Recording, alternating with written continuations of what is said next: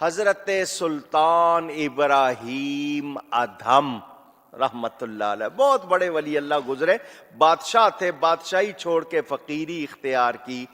کعبہ آئے، جب کعبہ آئے تو ان کو صورت کعبہ نظر آئی، اللہ کی بارگاہ میں عرض کی صورت کعبہ موجود ہے، حقیقت کعبہ نظر نہیں آ رہی۔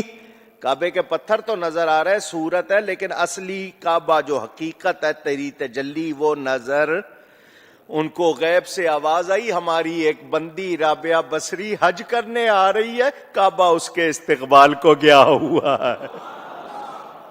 تو حضرت غوث پاک کا یہ فرمانا کعبہ میرے حجرے کا طواف کرتا ہے، یہ کوئی غلط بات نہیں ہے۔ کس نے اس کو حکم دیا کعبے کو؟ ہیں کو غوث پاک نے بلایا نہیں، کس نے حکم دیا ہے؟ ایک آپ کے بچپن کی وہ شان، آپ کعبے کو دیکھنا چاہتے ہیں، ایک غوثیت کی شان کہ کعبہ آپ کے حجرے کا۔ تقدیریں کیسی بدلی؟ کون تھے جی بایزید بسطامی؟ مختصر بسم اللہ الرحمن الرحیم۔ حضرت بایزید بسطامی رحمۃ اللہ تعالی علیہ فرماتے ہیں کہ جب پہلی بار میں حج کے لیے گیا اور میری نظر پڑی تو میں نے دیکھا کہ خانہ کعبہ ایک عمارت ہے۔ فرمانے لگے کہ یہ پتھر اور یہ سب کچھ یہ تو ہر جگہ موجود ہے۔ فرماتے ہیں کہ میں سمجھ گیا اس سال میرا حج قبول نہیں ہوا۔ فرماتے ہیں اس کے بعد جب میں دوبارہ گیا، دوسری بار حج کے لیے پہنچا تو میں نے کعبہ کو بھی دیکھا، صاحب کعبہ کو بھی دیکھا۔ فرماتے ہیں کہ اس سے بھی مجھے تسلی نہیں ہو رہی تھی، اور اس کے بعد جب میں تیسری مرتبہ پہنچا تو وہاں پر صرف مشاہدہ ہی مشاہدہ تھا۔ سبحان اللہ۔ اب لیکن اس کے برعکس صوفیاء نے جو ہے وہ من گھڑت عقائد اور نظریات پبلک کے اندر عام کر دیے۔ اب ان کو کوئی پوچھنے والا نہیں کہ بھائی یہ جو تم آپ عقائد بیان کر رہے ہو امت کے اندر، کسی آیت میں موجود ہوں، کسی حدیث کے اندر موجود ہو، کوئی نہیں۔ کوئی جنہوں کہتا پنجابی کو پچھڑے دسڑے والا ہی نہیں، انہوں جو انہوں نے دل چام دیے کرتے جاندے ہیں، یعنی بے شرمی کی انتہا ہے۔ اور اس حوالے سے میں انصاف کروں گا، یہاں پر دو تین چیزیں بیان کر دوں صوفیاء کے حوالے سے۔ کشف المحجوب جو باقاعدہ دنیا میں پہلی کتاب لکھی گئی تصوف پہ فارسی زبان میں، عربی میں تو رسالہ قشیریہ لکھی علی بن عثمان حجویری کے استاد ابو القاسم قشیری المتوفہ 465 ہجری نے، اور علی بن عثمان حجویری جنہیں المعروف داتا گنج بخش بھی کہا جاتا ہے، جو کہنے والے ہیں، میں نہیں کہہ رہا، مشہور، المتوفہ 465 ہجری، یہ بھی 465 ہجری میں فوت ہوئے۔ انہوں نے کتاب لکھی ہے کشف المحجوب، بریلویوں کا ترجمہ بھی اویلیبل ہے، دیوبند کا بھی اویلیبل ہے، آپ ذرا اس کو اٹھا کر دیکھ لیں۔ انہوں نے بایزید بسطامی کے بارے میں کتنا بڑا دعویٰ کیا ہے۔ بایزید بسطامی المتوفہ 261 ہجری کے بارے میں کشف المحجوب میں باب نمبر 11 اور چیپٹر کا نام ہے حضرت بایزید بسطامی، دیوبندی ترجمہ مولانا عبد الرؤف فاروقی، لاہور کے ہیں، ابھی زندہ ہیں، صفحہ نمبر 174، اور بریلوی ترجمہ ہے علامہ فضل الدین گوہر، صفحہ نمبر 180۔ یہ پیر کرم شاہ صاحب کے تعلق رکھنے والے لوگ ہیں، سیاؤدین پبلیکیشن نے یہ چھاپا ہے۔ کشف المحجوب کا میں نے ریفرنس دیا، آپ ذرا ورڈ بائی ورڈ ان کا دعویٰ سنیں۔ وہ کہتے ہیں حضرت بایزید بسطامی سے روایت ہے کہ ایک دفعہ میں مکہ میں گیا تو صرف خانہ کعبہ کو دیکھا، تو میں نے کہا کہ میرا حج قبول نہیں ہوا۔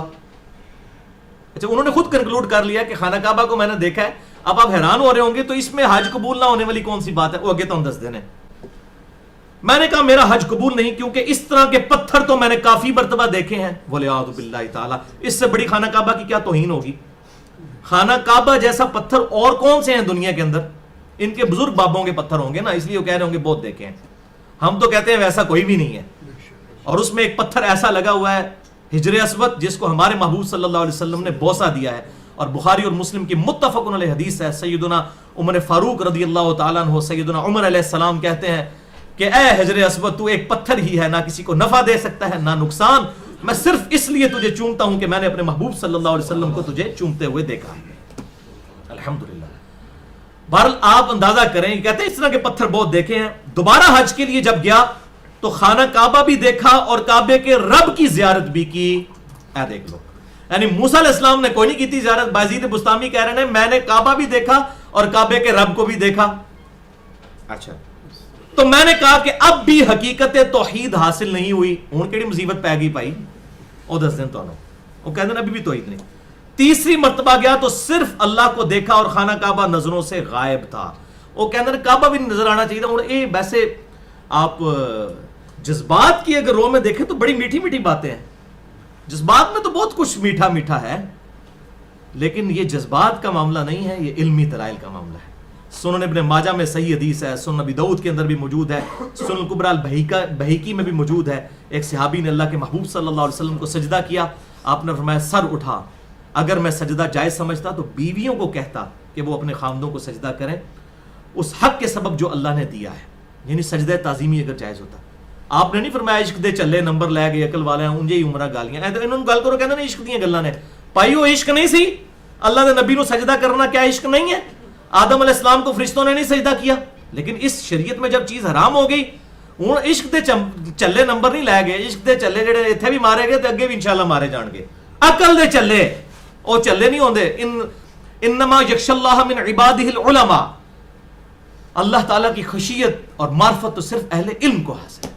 قل هل يستوي الذين يعلمون والذين لا يعلمون انما يتذكر اولو الالباب. اے نبی فرما دیجئے سورہ الزمر آیت نمبر 9 کہ علم والے اور بغیر علم والے برابر نہیں ہو سکتے, نصیحت تو نہیں حاصل کرتے مگر عقل والے. عشق دے چلے نہیں بھائی, عقل والے. ہم تو ان بزرگوں کو آن ہی نہیں کرتے نا, ہم تو کہتے ہیں پتہ نہیں ان کی کتابیں ہیں یا نہیں ہیں, ان کے شعر ہیں یا نہیں ہیں. وہ اللہ کے پاس جا چکے, اللہ کو پتہ ہے وہ کدھر ہیں. ٹھیک ہے جی, اگر اچھے مال کیے تو اللہ کی جنتوں میں ہوں گے, برے ہو کیے ہوئے تو اللہ تعالیٰ ان کے ساتھ معاملہ کرنے والا ہے, ہمیں تو کوئی لینا دینا نہیں ان کے ساتھ. تذکرۃ الاولیاء بریلوی اور دیوبندی, شیخ فرید الدین عطار المتوفا 635 ہجری, سارے چھاپ رہے ہیں ان کی کتاب. اس میں پتہ کیا لکھا ہوا ہے کہ رابعہ بصریہ جب حج کے لیے گئی تو خانہ کعبہ جو ہے نا ان کے استقبال کو آ گیا.